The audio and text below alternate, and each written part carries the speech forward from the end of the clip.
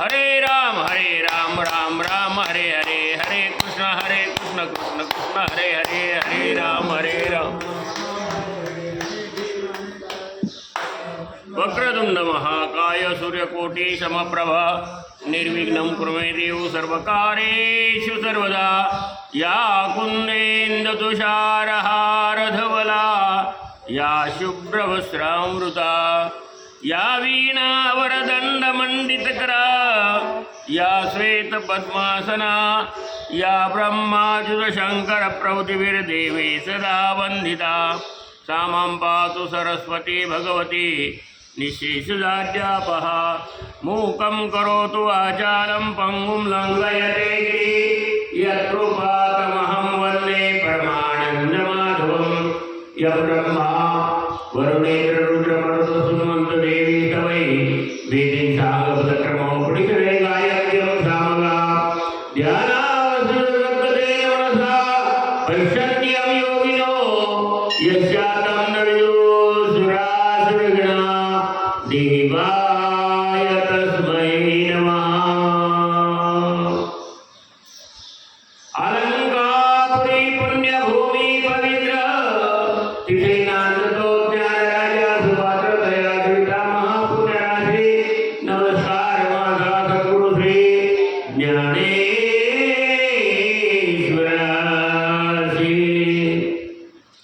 तपोज्ञान वैराग्य भक्ति स्वरूपं सदालंकृतं साधु संन्यासयोगं। मुखेश वेदान्त शास्त्रार्थनेतिं नमो नारायण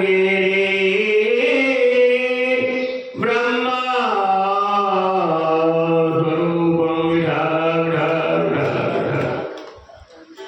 रामकृष्ण हरी। जय जय रामकृष्ण हरी। श्रावण मासानिमित्त निष्काम प्रवचन सेवा हरिहर केशव गोविंद भगवान मंदिर उपकरगाव तालुका सोलापूर या ठिकाणी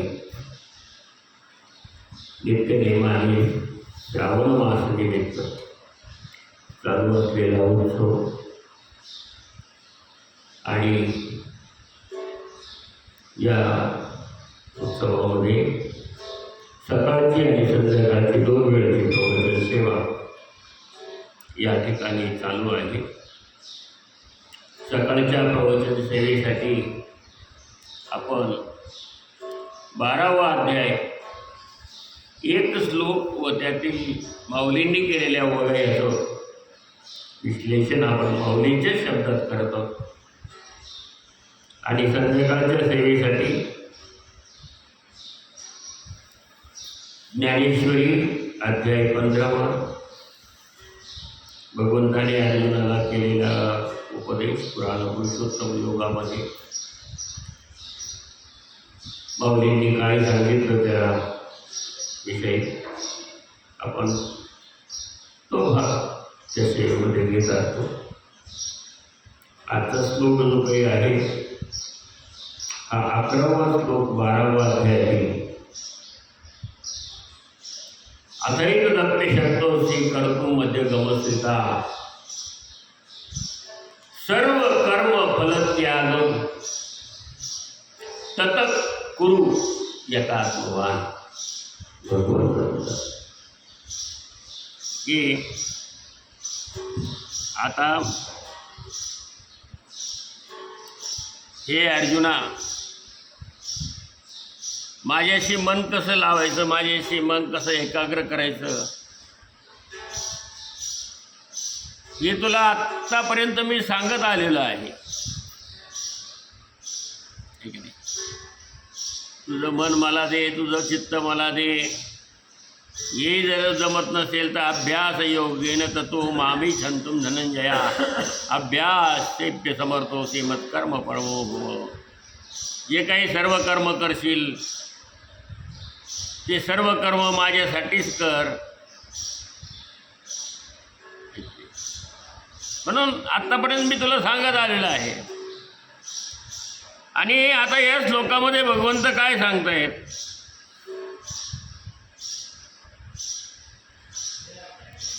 की तू सर्व कर्मांच्या विषयी जर अशा प्रकारांनी माझ्याविषयी भावना ठेवशील तर,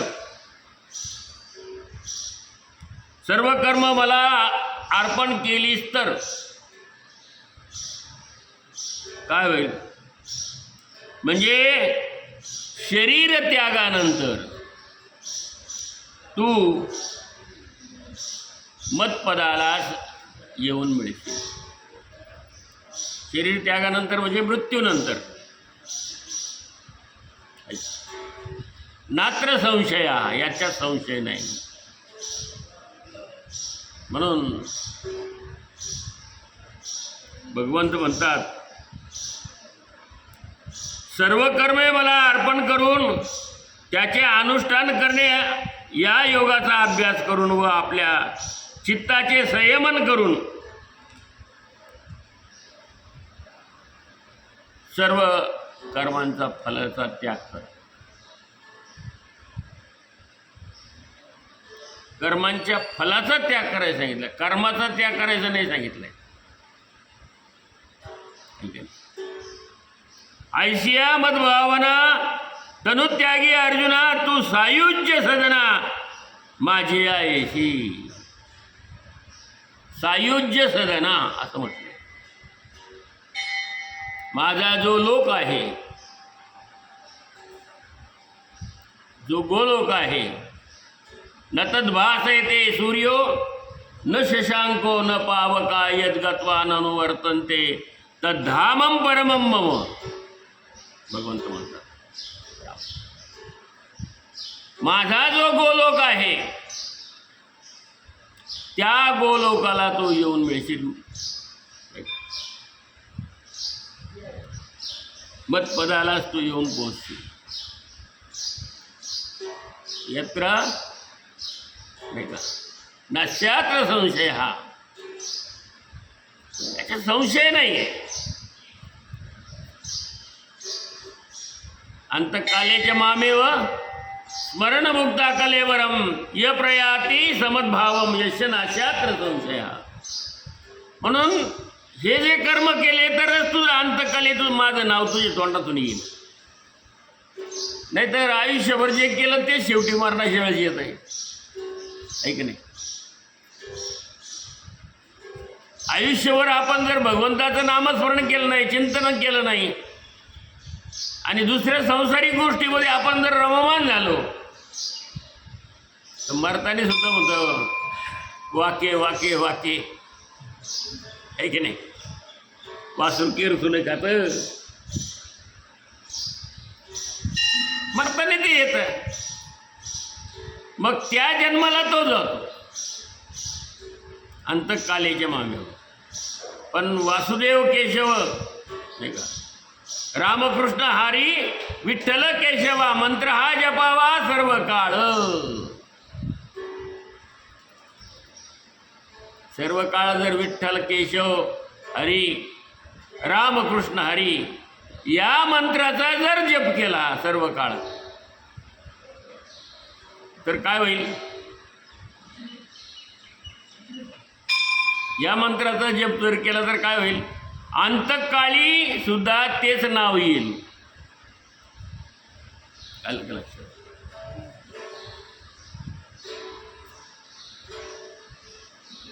अंतकालेच्या मामेव, अंतकाली माझं नाव घेणं हे सगळ्यात महत्त्वाचं. म्हणून माझ्या पदाला जर पोहोचायचं असेल तर त्या प्रकारची कर्म केली पाहिजे. दिवसभर ज्या प्रकारची कर्म केली जातात ते रात्री झोपायच्या वेळेस आठवतात की नाही आपल्याला.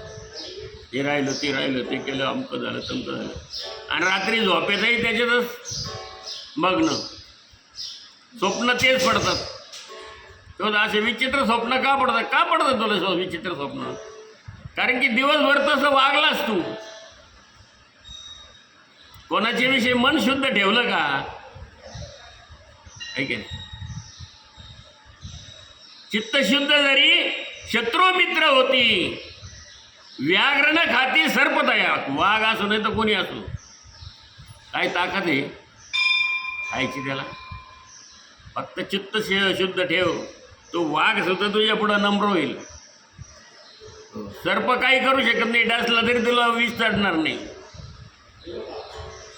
आहे की नाही? नाही चढत विष, नाही काही होत. मला अनुभव आहे त्याचा ना, सर्पदंशाचा अनुभव मला आहे ना. डसलं विष चढलं नाही, लोकांना नाही नाही तो हो ते कमी विषयाचं होतं हे म्हणायला झालं, आहे का नाही? पण भगवंताची भक्ती जर अपार असेल, परमेश्वराची भक्ती जर तुम्ही निष्काम पद्धतीने केली असेल, तर जगाने किती वाईट डोळ्याने पाहू देन तुम्हाला, किती पाण्यात पाहू देन तुम्हाला. आपण होतो तो मला पाण्यात पाहतो, पाहू दे ना पाण्यात. किती आपल्याविषयी वाईट चिंतू दे ना, पण आपलं बुद्धी जी काही आहे, हो आपलं जे चित्त आहे हे शुद्ध ठेवा, भगवंताच्या ठिकाणी ठेवा. आणि ते एकदा भगवंताच्या ठिकाणी शुद्ध झालं का ते प्रत्येक माणसाच्या ठिकाणी शुद्ध असतं. ज्या क्षमा, दया, क्षमा, शांती, हो दया ठेवा, क्षमा ठेवा आणि शांती पण ठेवा. हे सगळ्या गोष्टी त्या ठिकाणी झाल्या पाहिजे, तर तो नम्र होतो. नम्र झाला भूता नाही का, तो नम्र झाला पाहिजे. भूता म्हणजे जीवाला, जे जे देखी जे भूत ते ते मानी जे भगवान, बरोबर आहे. म्हणून अशी बुद्धी जर ठेवली, असं चित्त जर ठेवलं, तर राहे समाधान चित्ताची, तर चित्ताचं समाधान राहतं. आणि हे जे सगळं जीवन जगतो आपण, हे आपल्या जीवनात जन्मल्यापासून मरेपर्यंत करतो, हे कशासाठी करतो बरं? सांगा बरं, कशासाठी करतो? तुम्ही किती धन, कोटी धन कमवून ठेवलं, ते बरोबर येऊ शकतं का? हे सगळ्यांना माहिती आहे, तरी त्या कोटीच्या मागं लागतं. आणि शेवटी कोट घालायला सुद्धा मिळत नाही. कोट कपड्याचा जो कोट आहे तो सुद्धा नाही घालायला मिळत, जन्माल्यापासून मरेपर्यंत जे काही करतो ते समाधान मिळावं आपल्याला. पण आपण म्हणतो एवढे कोटी मिळाले म्हणजे मला समाधान मिळेल बरं का, एवढे लाख मिळाले म्हणजे मला समाधान मिळेल बरं का, हे मिळालं म्हणजे मला समाधान मिळेल, ते मिळालं म्हणजे समाधान मिळेल. प्रत्येक गोष्टीकडं हो आपल्याला समाधान मिळावं याच्यासाठी आपण पाहतो. पण ती गोष्ट आपल्याजवळ आली की येरती माईक दुःखाची जनिते, नाही आधी अंती अवसानू. आपुला तो एक देव करुणी घ्यावा, आपुला तो एक देव करुणी घ्यावा, जिने विना दिवा सुख नव्हे, ते त्याच्याशिवाय सुख नाही. हो हे सगळं माईक आहे, दुःखाची जनिती आहे. करा तुम्ही, आणि करतोय पण आहे, आणि दुःख त्याच्यात भोगतोय आपण. गटांगळ्या खातोय ते समुद्रामध्ये, मृत्यू संसार सागरात. आपण त्याच्यात गटांगळ्या खातो तरी आपण म्हणतो लय चांगलं. ते पोरं लहान लहान मुलं खेळत होते, खेळता खेळता एकमेकाच्या खोडी काढायचे, त्रास द्यायचे एकमेकाला. त्याच्यात एका मुलाला लई त्रास द्यायची मुलं, त्याची खोड काढायची, करायचे, सगळे त्याची चेष्टा करायचे. असा नाही, त्याला नावं ठेवायचे. पण गंमत अशी झाली, ते पण खोड करत होतं थोडंसं.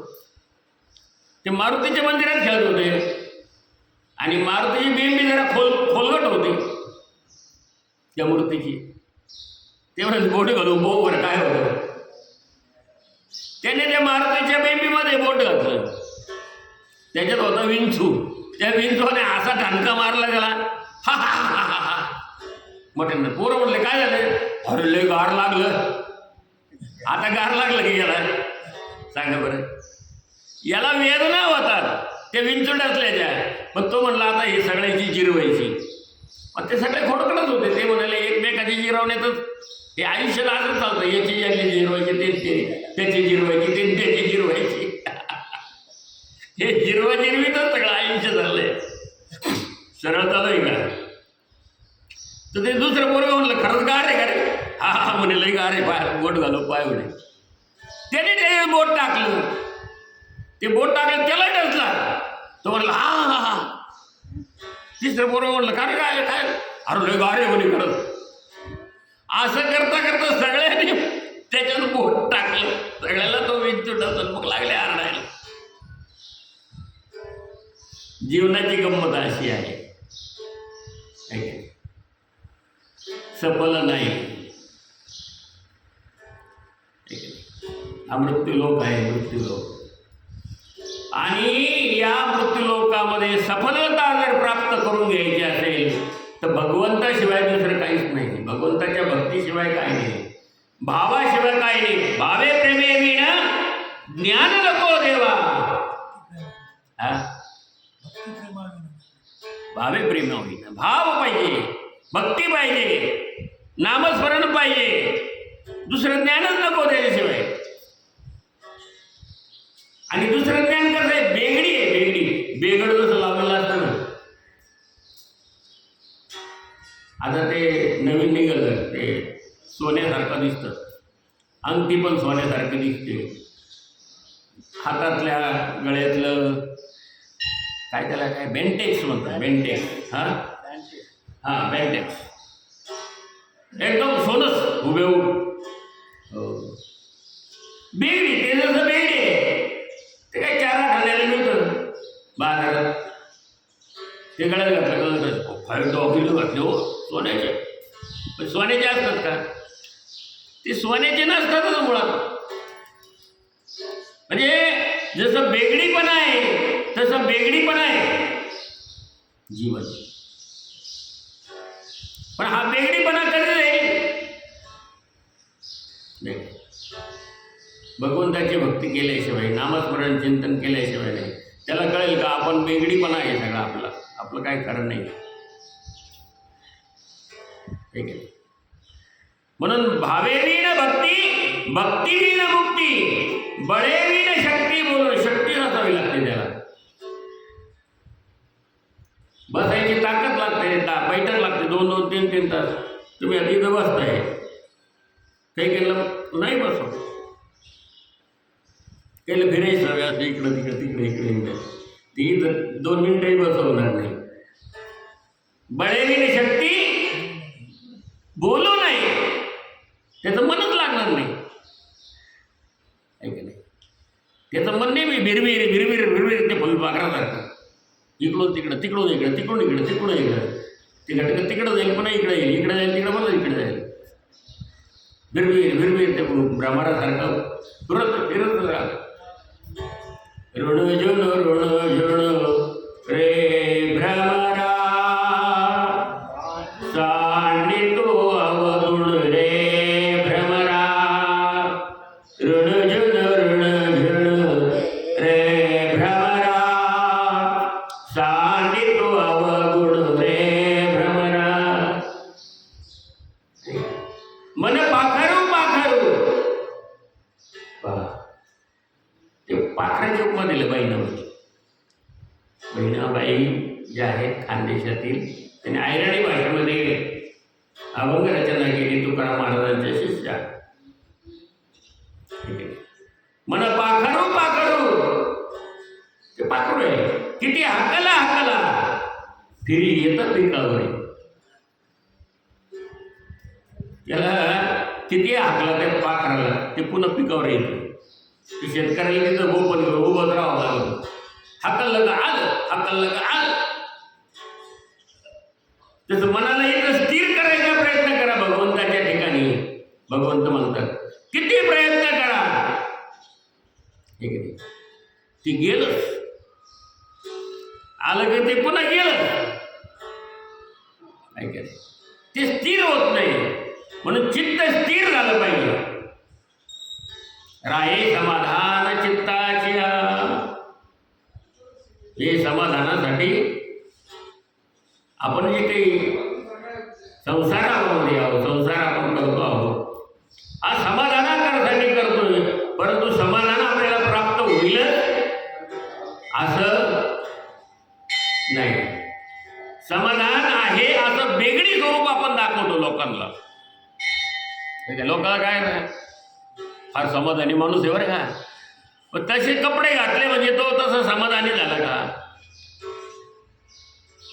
नाही. अंतरंग काय आहे त्याचं, अंतरंग त्याच्या काय आहे हे कोणी पाहू शकतं का? नाही. मुळात अंतरंगामध्ये जर समाधान असेल तर वरचं वेगळी स्वरूप नाहीच होतं, नसतो. हो. म्हणून भगवंत अनेक प्रकाराने अर्जुनाला सांगतात की बाबा अर्जुना, की असं नाही तसं, तसं नाही तसं, कोणत्या तरी स्वरूपाने माझ्या ठिकाणी मन एकाग्र कर बाबा. आता एक दत्त शक्तोस्ते कर्तुम मध्यगम श्रिता सर्व कर्म फल त्यागम तथा कुरो यथा. मग असं कर ना आता की हे सर्व करण्यास जरी तू समर्थ नसतील, म्हणजे असमर्थ असतील, तर बघ सर्व कर्मे मला अर्पण करून त्यांचे अनुष्ठान करणे या योगाचा आश्रय करून व आपल्या चित्ताचे संयमन करून सर्व कर्माच्या फलांचा त्याग कर.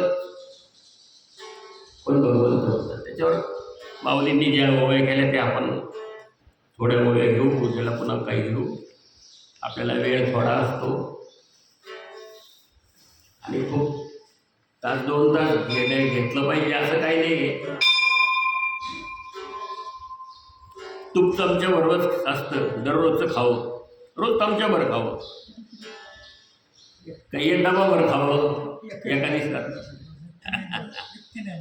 हा, नित्यनेम नामी ते प्राणी दुर्लभ लक्ष्मी वल्लभ झाले.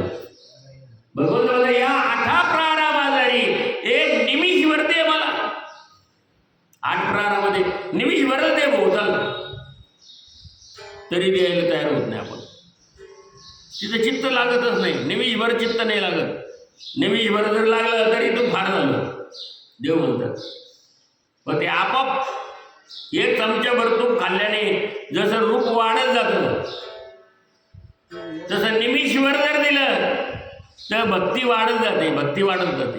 भक्तीचं ते नाही का, एकाग्रता चित्ताची झाली पाहिजे ना. म्हणून सर्व मला अर्पण कर कर्म, चित्ताचं संयमन करून कर्माच्या फलाचा त्याग कर. माऊली म्हणतात ना तरी हेही तुझं नेदवय कर्म मग तरी का तू गुज पंडुकुमारा. हे पंडुकुमारा, जर तुम्हाला कर्म अर्पण करू शकत नसशील तर काय, तर तो असं समज बुद्धीची पाठीपोटी कर्म अधिका शेवटी माते बांधणे किरडी दुवाड जरी. काय कर, कर्म करणारा उद्युक्त करणारी जी बुद्धी, तिच्या अगोदर किंवा पाठीमागून आपण कर्माच्या अगोदर किंवा अंतिम माझी आठवण करणे तुला जर कठीण वाटत असेल तरी हेही असो सांडी माझा हातीचो परी संयतीची वसो बुद्धी तुझी. तर माझी वरचेवर आठवण करणे ही एक बाजूच राहू दे, परंतु तू आपल्या बुद्धीचा विनियोग इंद्रिय निग्रह करण्यात कर. आणि जेणे जेणे वेळे गणती कर्मे सकाळे तयांची तिये फळे तेजुनी जाय. आणि ज्या ज्या वेळेस जी जी कर्मे घडतील त्यांच्या त्यांच्या फलाची अपेक्षा धरू नको. आपण नेहमी चालत आहे कर्मण्येवाधिकारस्ते मा फलेषु कदाचन, मा फलेषु कदाचन. पण फळ मागितल्याशिवाय राहत नाही. मग तिथं सर्व शून्य होतं. फळच मागू नका तुम्ही, आपोआप मिळेल. भगवंत त्याची सोय सगळी केलेली आहे देवाने. पण ते एखादं मुलगा किरकिर किरकिर करतं, आई मला हे दे, मला आई मला ते दे. आई त्याला 2-3 रपाटे देते आणि जेवढं द्यायचं तेवढं देत नाही. आई म्हणजे जेवढं एवढं देते, मग जा खेळायला, जा खेळायला, आता जा खेळायला आता, ठीक आहे. पण ते आईला मागितलंच नाही आणि ते खेळत राहिलं तिकडं, त्याचं काम करत राहिलं तिकडं. आई म्हणते माझ्या बाळाला ग भूक लागली असेल ग. आई काय करते? आई स्वतः बोलून घेते, इकडे बाळा इकडे ये, चाल, तुला भूक नाही लागली का? जेवायचं नाही का तुला? म्हणते की नाही आई? आणि ते आईजवळच किरकिर करत राहिलं तर मिळतं, तिच्या कामात अडथळा होतो ना. तसं किरकिर नाही करायची, देवा मला हे दे, देवा मला ते दे, देवा मला अमुक दे, देवा मला फळं दे. काय तर फळ मागतो तू? कर्म करण्याचा अधिकार आहे. कर्मण्येवाधिकार असते मा फलेषु. कर्म करण्यापुरता अधिकार तुझा आहे. फक्त फल मागण्याचा अधिकार आहे का तुला? काय अधिकार आहे? ठीक आहे. मी पिकाचं उदाहरण नेहमी देत असतो. शेतकरी जो आहे हा शेतकरी काय करतो? फळ मागतो का शेतकरी? शेतकरी कधीच फळ मागत नाही. कारण की त्याला माहिती आहे आपलं कर्म आपण करीत राहिलं पाहिजे. उद्या पाऊस येईल, वादळ येईल, वारा येईल, काय होईल, अग्नी लागेल, आपल्या हातात हे पीक पडेलच असं 100% तो सांगू शकत नाही ना. आहे की नाही? रोगराई पडली, 100% पीक हातात पडेल का? त्याला माहिती असतं. तो फक्त त्याचं कर्म करत असतो. प्रत्येक माणसाने आपापलं कर्म करीत राहिलं पाहिजे. याचं फळ आपल्याला मिळालं असं काही नाही. आणि फल न मागता कर्म करीत राहणं याला निष्काम कर्मयोग म्हटलं जातं. काय म्हटलं जातं याला? निष्काम. आणि आपली सेवा जी आहे ही निष्काम आहे. आपण कोणाला किती वर्ष झाली आता हे घ्यापासून दत्तोबा गेल्यापासूनची सेवा चालू आहे. कोणी माणसं येऊन बसावं असंही वाटत नाही. आलेत बसा, ऐकलं तर ऐकलं, चांगलं होतं. सर्वांनी येऊन ऐकावं. फुकट आहे ना. काय झालं? देव घ्या फुका, देव घ्या फुका. तो त्याच्यासाठी आलाय, आहे की नाही? पण तो फुका असलेला देव घेवत नाही. एवढं सगळं काही केलंय यार. सगळं काय काय मंदिर आहे? काही कोटीचं मंदिर आहे. एवढं देवाचं बघा का आरास काय आहे, पोशाख किती छान आहे, किती काय आहे. पण हे रूप डोळ्यामध्ये सामावता येत नाही, नाही घेत आहे. माईक पदार्थांच्या मागे लागलेले आपण आहोत. आपल्याला माया जास्त आवडते, त्याग आवडत नाही, भोग आवडतात. 5 मिनिटं चहा नाही मिळालं, चहा नाही झालं का रे? चहा नाही आला. ते काय ते भोगाला घेऊन बसले तुम्ही?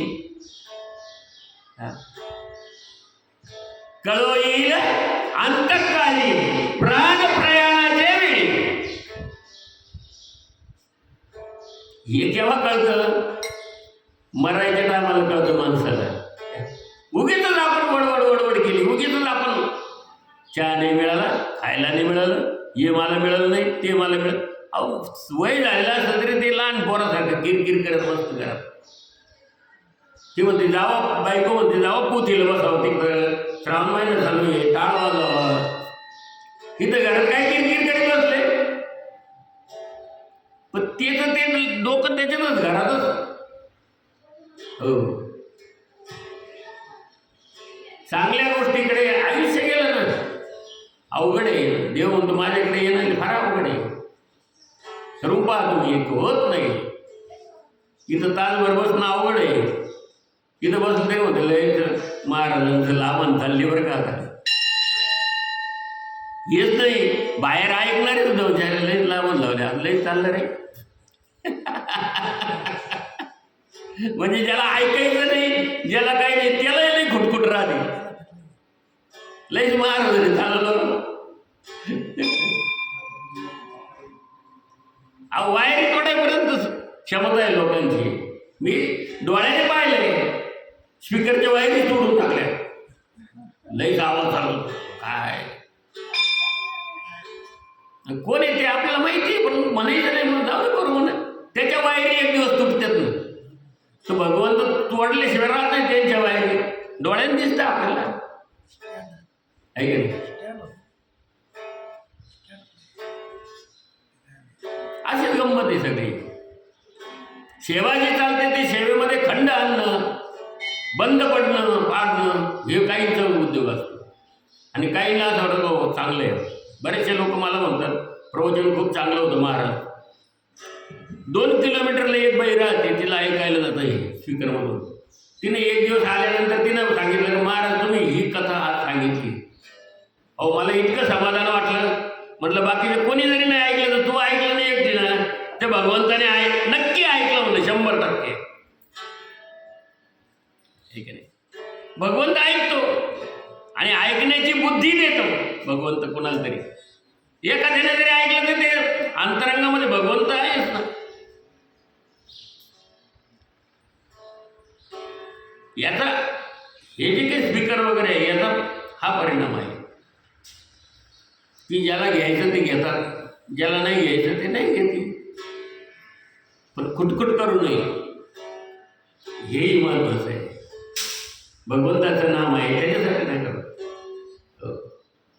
नामस्मरण करा, चिंतन. तुम्हाला हे काय परम अर्थ आहे. हा जसं जीवनामध्ये तुम्हाला पैसा मिळावा वाटतो ना, फुकटचा आलं तर फार चांगलं. आणि हे जे लोक असे आहेत की त्याला कष्ट करून मिळत नाही, फुकटचं लागतं सगळं. आणि फुकटचं आलेलं आहे त्यालाही नाव ठेवतील. आता हे आलं कसं काय नाही का. मुख्यमंत्र्याची बहीण पैसे आले पण चांगले झाले ना, वाईट आहे का. चांगलं झालं, फुकट आले ना, बहिणीला पैसे आले ना, तरी काय काय म्हणते नाही काय ते आले पैसे तर काय करायचं. अरे आले ना घरात बाबा, काय बिघडलंय. लक्ष्मी चालून आली का नाही, बहिणीला दिले ना, काही कवाय ना बहीण मानलं. म्हणजे जे चांगलं झालं त्याच्यातही आणखी विकल्प मनामध्ये येतात लोकांना. विकल्प येऊ नये. हे ज्ञान फुकटचं आहे, फुकट देतं इथं, पण त्याच्याविषयी विकल्प आणू नये. माऊली म्हणतो, माऊली असं काहीच नाही म्हटलंय कोणाला, सगळ्यांना चांगलं म्हणलेलं आहे. ज्याच्या मनात विकल्प येतो त्यालाही चांगलं म्हणलं, जो शिवे देतो त्यालाही चांगलंच म्हणलं, आहे का नाही. जो चांगला आहे त्यालाही चांगलंच म्हणलं. जो जे वांछील तो ते लाभ प्राणी जात. ज्याची जशी इच्छा असेल त्याला ते मिळेल. हा, त्याची वाईट इच्छा असेल तर वाईट मिळेल, चांगली इच्छा असेल तर चांगलं मिळेल. करा तुम्ही कल्पना, करा इच्छा. म्हणून कोणाला वाईट म्हणलंय, माऊलीने कोणाला वाईट म्हणलं नाही. ज्ञानेश्वर मला दाखवून द्या अशी माऊली नाही.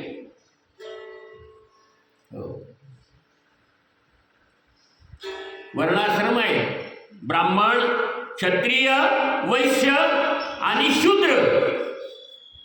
प्रत्येकाचे कर्म ठरवून दिलेले आहे. शूद्राने शूद्राचंच कर्म करावं, वैश्याने वैश्याचे करावं,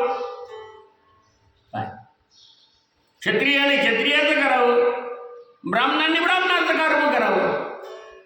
ते कर्म करत असताना जसं तुलाधार आहे नाही का, तो इकडच्या इकडं होऊ देत नाही. माप, वजन माप बरोबर, काटा ते काटा मारित नाही, आहे की नाही.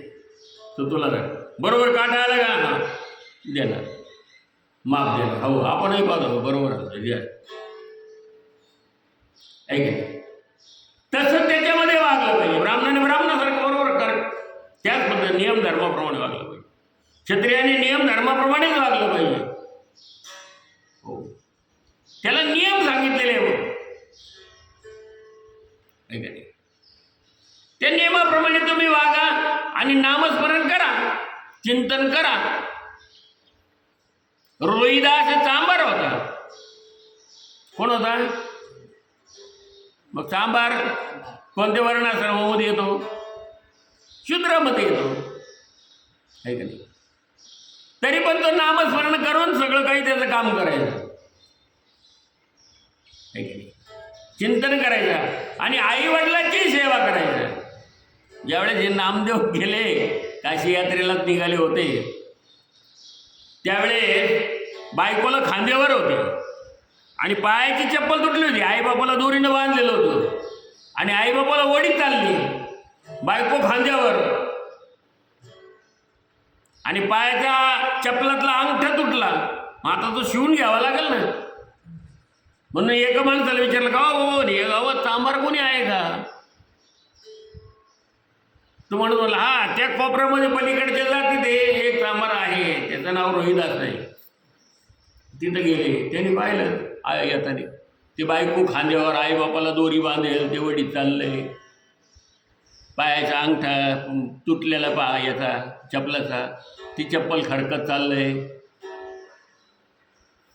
म्हणाले, रोहिदास बाबा तुम्हीच का? म्हणजे हा मीच आहे. म्हणजे आपल्या एवढा पायाच्या चपलाचा अंगठा तुटलाय, एवढा अंगठा जोडून देता का? त्याने असं खाली होतो वर पाहिलं. आहे की नाही? म्हणाला तुम्ही कोण? म्हणले पुंडलीकर. आला कुठून? असं का? हा हा हा हा. म्हणे कोण आहे वरती खांद्यावर? म्हणे पत्नी आहे. आणि हे माग म्हणे आई बाप आहे, ते बांधेल. ठीक आहे. आणि मग पुढे झाले, दे म्हणाले चप्पल काढून ते ठेवून. पण त्या पुंडलिकाने पाहिलं की याची शेंडी वाढलेली आहे, त्या शेंडीला दोरी बांधलेली आहे. आता येणे आईबाबाच्या हाताला दोऱ्या बांधल्या होत्या आणि याच्या डोक्याला शेंडीला दोरी बांधलेली होती. आणि तो रापीना असं ते कातडं कापायचा, तिथे दौडी वाढली जायची आणि करकर आवाज यायचा. तो पुंडलिक म्हणायचं, काय हो कायचा करकर आवाज येतो बा? ऐक नाही, आतमध्ये आवाज यायचा कर कर कर कर. काय यंत्र आहे का काय बसवलंय मी काहीच कळत नाही. सगळं चप्पल विप्पल घातली यानंतर म्हणाल, काय म्हणे ते शेंडीला दोरी बांधली म्हणे, काय केलं म्हणे? तुला नाही कळायचं म्हणे ते काय आहे ते. म्हणे तुला दाखवू का म्हणे? पाय आतमध्ये जाऊन. आतमध्ये जाऊन पाहिलं तर पाळणा होता, पाळणा. त्या पाळण्यामध्ये आई वडील होते, दिवे लावलेले होते, तेलाचे असे दीप लावलेले होते, पाळण्याला हार घातलेला होता. त्या पाळण्यामध्ये आई वडील होते आणि त्या पाळण्याची दोरी शेंडीला बांधली. काम करता करता नुसतं मुंडकं जरी हल्लं तर त्या आई बापाला धोका बसल. आता बघा बघा, आता आपली आई वडिलांची सेवा आणि ती सेवा कशी, किती काम करता करता, कष्ट करता करता आणि विठ्ठल विठ्ठल विठ्ठल नामस्मरण चिंतन, रामकृष्ण हरी रामकृष्ण हरी. काय नव्हे केले एका चिंतिता विठ्ठले. खूप मोठी कथा आहे पुंडलिकाची. ते पाहिलं पुंडलिकाच्या डोक्यात नाही बसलं, बुद्धीत लागते त्याला. त्याने पुन्हा बायकोला घेतलं, निघाला तर हो म्हणे थांबा, एक काम करा म्हणे, एवढा रुपया घेऊन जा म्हणे. कशाला? म्हणजे त्या गंगाबाईला 1 रुपया टाका. दान पण करावं लागतं. दान केलं असेल ना हाताने, कधी कधी केलं का? नाही केलं का? दान करावं लागतं ना, दानाशिवाय नाही. ऐक नाही. पण ज्याने कधी दानच केलं नाही, कधी कोणाला 10 पैसे दिले नाही, त्याचं काय व्हायचं? तर म्हटलं हे रुपया कशाला काय ना ते गांगेत टाकायचं आहे की नाही. पण तो म्हणाला जाऊ दे, काय हरकत नाही, दिला ना रुपया. त्यावेळेला रुपयाला किंमत जास्त होती. याचं मन पाकळला असेल, रुपया दिला म्हणजे लयच दिला. आता एखाद्याने 10 रुपये जरी दिले तरी दिले हो आपल्याला काय, पण ते कायला दिले काय, त्याच्यात मन गुंतवायचं नसतं. दिले ना,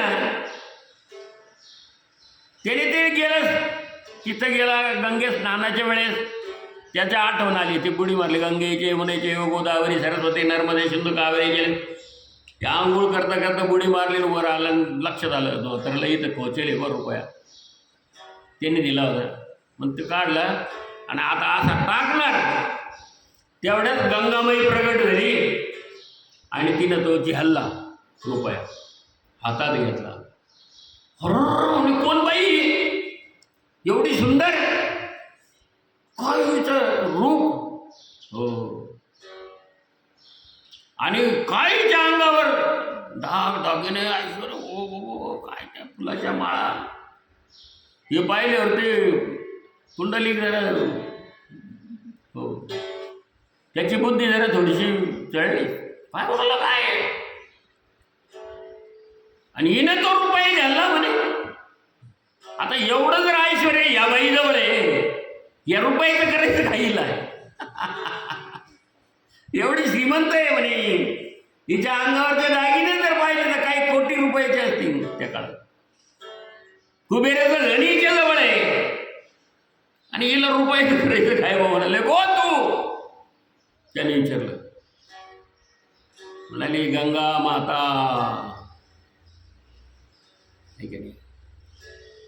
म्हणे. नंतर मग म्हणे त्या सांबाराने तुला दिला म्हणे, बरं दिला ना म्हणे, घेतला म्हणे मी, स्वीकारला. पण आता एक काम कर म्हणाले, हे जे एक कंगण आहे ना म्हणे, तिच्या हातात कंगण होतं, ते काही कोटी रुपयाचं होतं. एवढं त्या सांबाराला जाताना दे, ऐका नाही, सांबाराला देऊन टाक म्हणे देताना, काय हरकत नाही, देईल म्हणे. ते कंगन पाहिलं, लाख मोलाचं ते कंगन. तसंच बाहेर आला आंघोळ करून, ते ठेवलं त्याच्यामध्ये लपून. आईवडिलाला आंघोळी घातले, सगळं केलं झालं. काशी विश्वेश्वराचं दर्शन केलं, बायकोने दर्शन केलं, काशी विश्वेश्वराचं. सगळे निघाले. पुन्हा रस्त्याने याची बुद्धी फिरली. धन संपत्ती एखाद्याने ठेवायला जरी दिली आपल्याकडं तरी बुद्धी फिरते, ऐका नाही. माय 100 रुपये तो इकडं राहू दे म्हणलं तरी बुद्धी फिरते, ठीक आहे. तर हे लाख मोलाचं कंगन होतं. त्या म्हणाला, अरे हे कंगन जर आपण त्याला कशाला द्यायचे, त्या तंबाराला, रोहिदासाला, हे जर आपण ऐकलं तर आपल्याला किती पैसे होतील. फिरली ना बुद्धी, हो, बुद्धी फिरते माणसाची. पैसा येतो, धन आहे, संपत्ती आहे, हे पाहिल्यावर बुद्धी फिरते माणसाची. म्हणून धन संपत्ती जपून ठेवावं लागतील. असं पैसे दाखवीत चालवायला नाही लागत लोकांना. नाही तर दाखवाल्याने खिशात घातलं का किस्सा मारला, संपलं तुमचं काम. बँकेतून निघताना तुझं पैसे दाखवा नाही लागत कोणाला, तिथं दारातच असतं धियर. तुम्ही कोणत्या दिशेला जाता, काय जाता, बरोबर तुम्हाला गाडीवर येऊन वडून मोकळे पळाले. गळ्यात असलेला वडून स्नॅचिंग चालू. नाही दाखवावं लागत नाही, उघड करून नाही चालता येत. असं त्याची बुद्धी फिरली. तो म्हणा सोनाराकडे जाऊ आपण, विचारून तर भाऊ केवढा जाईल. ते सोनाराकडे गेलं दाखवायला, सोनाराने पाहिलं, हरवलं. पुढे मिळालं तुला, त्यांनी चौकशी केली सोनाराने, पुढं मिळालं नाही म्हणे. मी काशीला गेलो होतो आणि तिथं त्या बाईनं दिलं म्हणे मला. याची किंमत लाख रुपये ना. हे का नाही? त्याला माहिती झालं सोनाराला लाखो रुपये याची किंमत आहे. त्याची बुद्धी फिरली.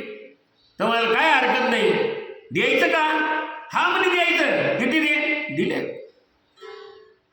हो, याला आनंद झाला खूप, एवढा पैसा मिळाला. जेवून टाकलं, निघाला. आता तो निघाल्यानंतर सोनार म्हणाला, हे जर आपण राजाला जर दिलं तर राजा त्याच्या पत्नीला देईल आणि पत्नी आनंदित होईल, आपल्याला भरपूर धन मिळेल. सोनार म्हणाला. मग ते सोनाराने विकत घेतल्यानंतर हा निघाला पुढं, पायी पायी पायी पायी चालत. एका दिवसात किती लांब जायचे. आणि मग राजाकडं ते कंगण घेऊन गेला तो सोनार.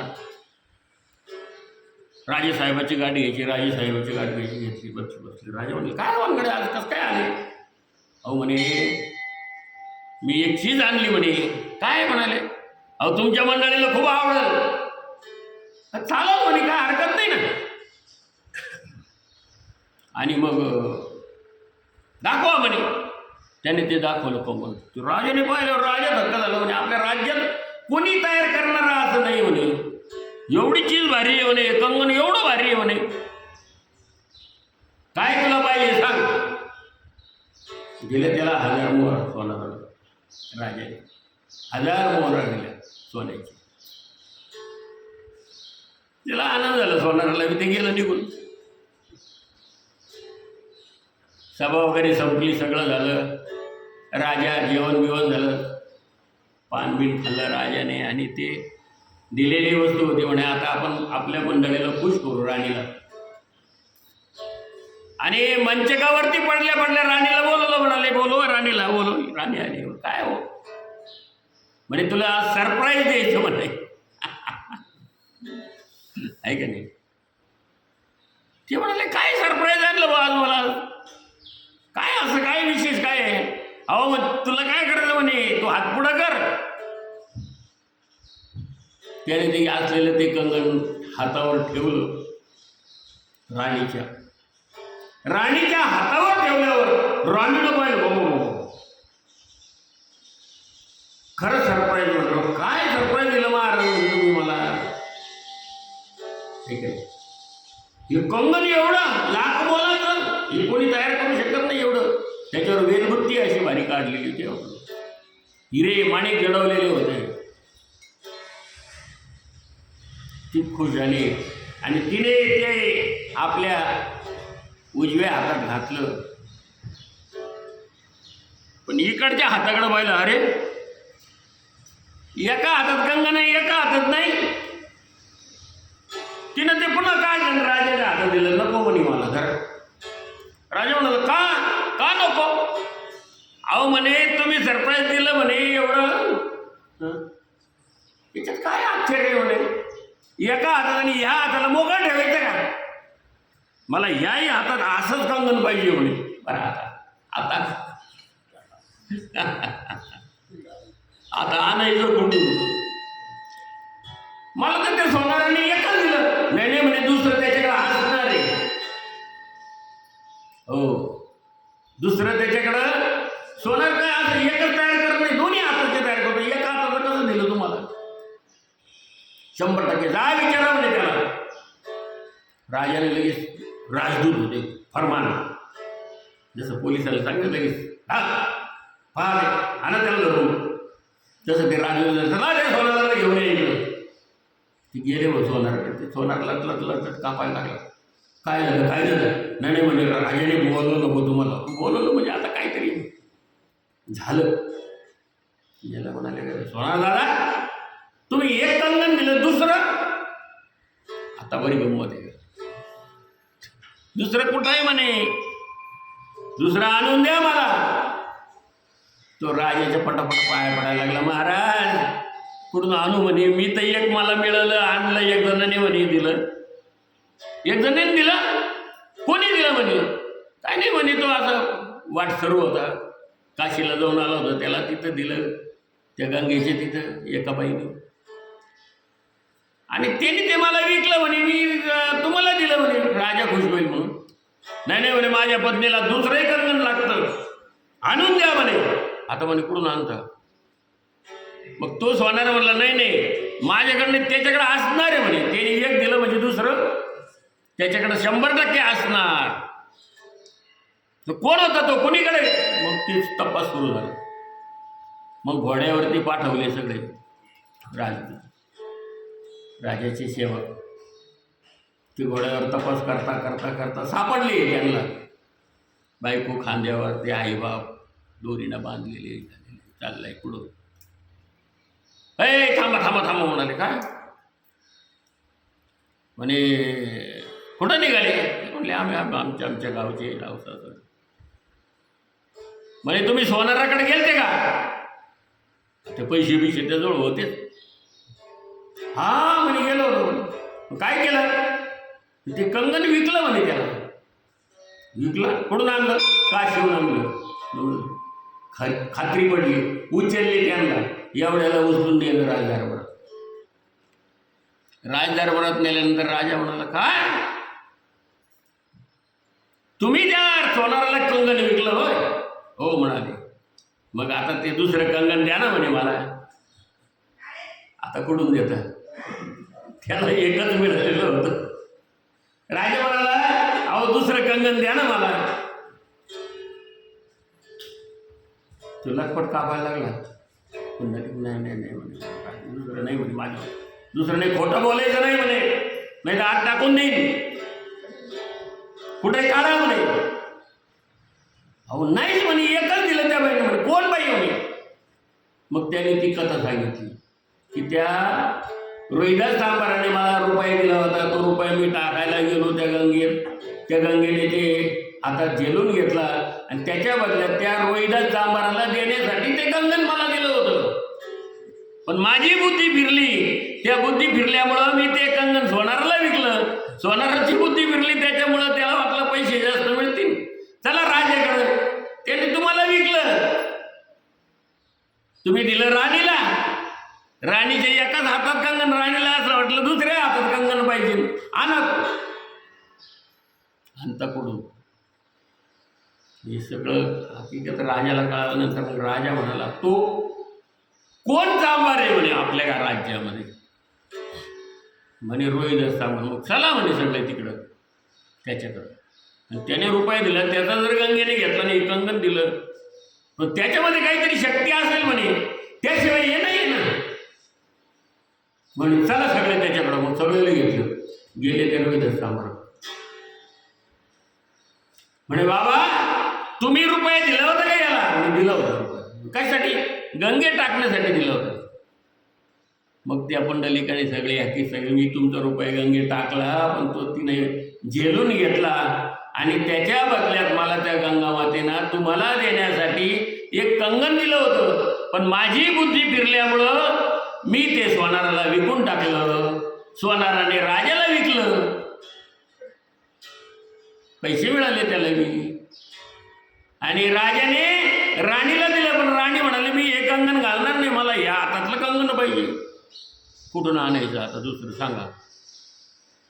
म्हणाले तुमच्या मध्ये एवढी काय शक्ती आहे की त्या गंगा मातेनं तुमच्या रुपये घेतला. आता तो चांबार. ते चांबार कुंड होतं पुढं असं पाण्याचं. आणि ते असं ते रापीनं ते कापायचं त्याच्यात भिजवायचं. चांबडं भिजवायचं त्याच्यात कुंडात आणि ते नरम झालं मग ते कापायचं. एवढं काम चालायचं. चपलं शिवायचं हे करायचं हे काम होतं त्याचं. आणि आईवडिलांची सेवा मागं शेंडीला बांधलेलं होतं. असं असं केलं की राजा म्हणे मागं काय. हा तुम्हाला सगळ्याला सांगतो म्हणे थांबा. पहिला याचा निर्णय लागू द्या म्हणाले. मग दुसरं कंगन कसं काय मिळेल आम्हाला सांगा. तर म्हणाल त्याच्यात काय एवढं अवघड आहे. भगवंताची प्राप्ती असेल भगवंताची भक्ती असेल निष्काम कर्मयोग असेल तर तेही मिळू शकतं म्हणाले. म्हणजे कसं काय मिळालं शकतं. त्याने रुपये घेतला आणि त्या चांबार कुंडामध्ये टाकलं. हा हे की नाही. मन चंगा तो कठवती मे गंगा.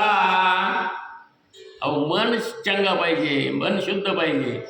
चित्त शुद्ध जरी शत्रू मित्र होती व्याघ्रण घाती सर्पतया. चित्त शुद्ध पाहिजे माणसं. माणसाचं चित्त शुद्ध जर असेल तर सगळं त्याला भगवंत सहाय्य करतो, नाही का. ज्यावेळेस कोणी सहाय्याला नसतं त्यावेळेस तो भगवंत तिथे प्राप्त होतो. अनेक उदाहरणं आहे. भक्त प्रल्हादाला झाला आहे, द्रौपदीला. ज्यावेळेस पाचही पांडव पुढं आले नाही वस्त्रहरणाच्या वेळेस, भीष्माचार्य द्रोणाचार्य तिथं बसलेले, मुकळून बसले होते, कोणी पुढं आलं नाही. त्यावेळेस ती म्हणाली मला कोण आहे, तो भगवंताशिवाय दुसरं कोण आहे. त्याचा दावा केला श्री अनंतामधून, तो आला. माणसाचं मन जर शुद्ध असेल, चित्त शुद्ध असेल तर तिथं भगवंताचं सहाय्य असतं. त्याने ते रुपये घेतला आणि त्या चांबर कुंडात टाकला, ज्याच्यात कातडे भिजते ना, त्याच्यात टाकला. टाकल्याबरोबर त्याच्यातून ती स्त्री वर आली, गंगामय्या वर आली.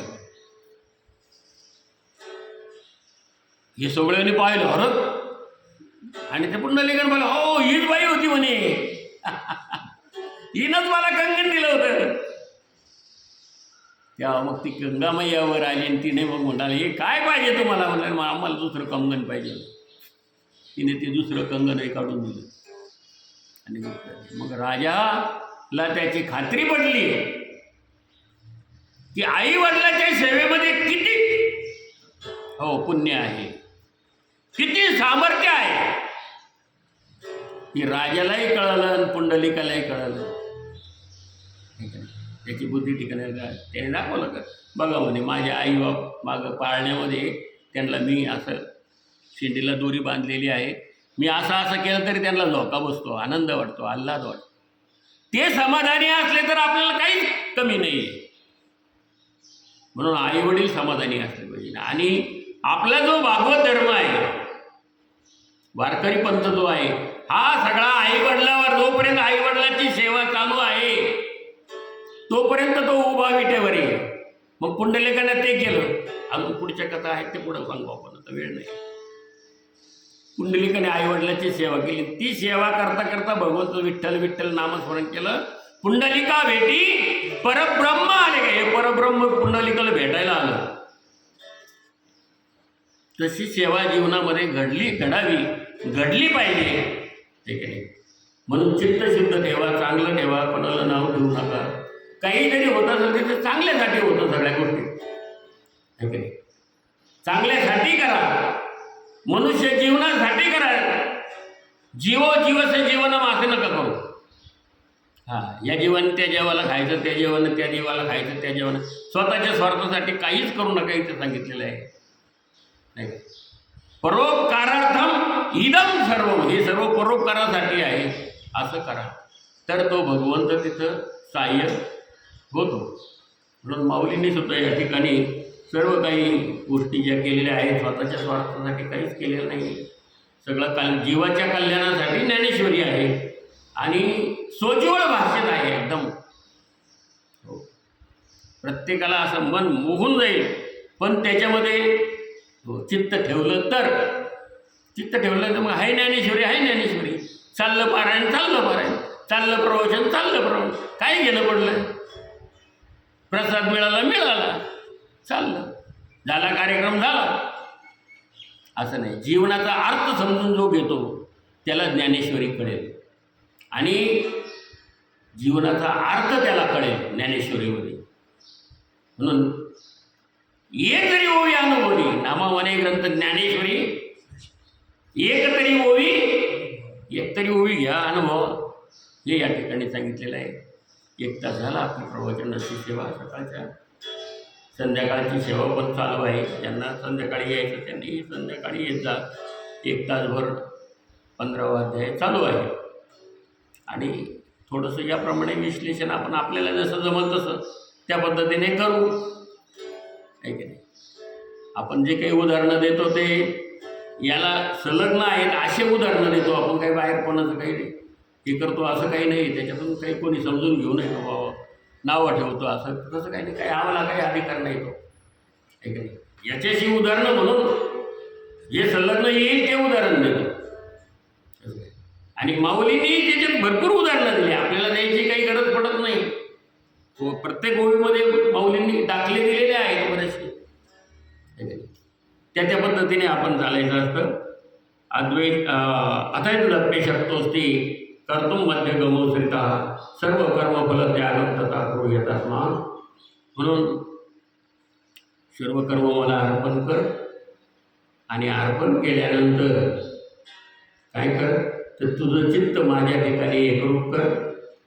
कुठल्याही कर्माचं फळ मागू नको असं या ठिकाणी भगवंताने अर्जुनाला सांगितलं. तुझं कर्म तू करत राहा. विठाल विठाल विठाल विठाल. आता विश्वात्मके देवी येणे वागयज्ञ तो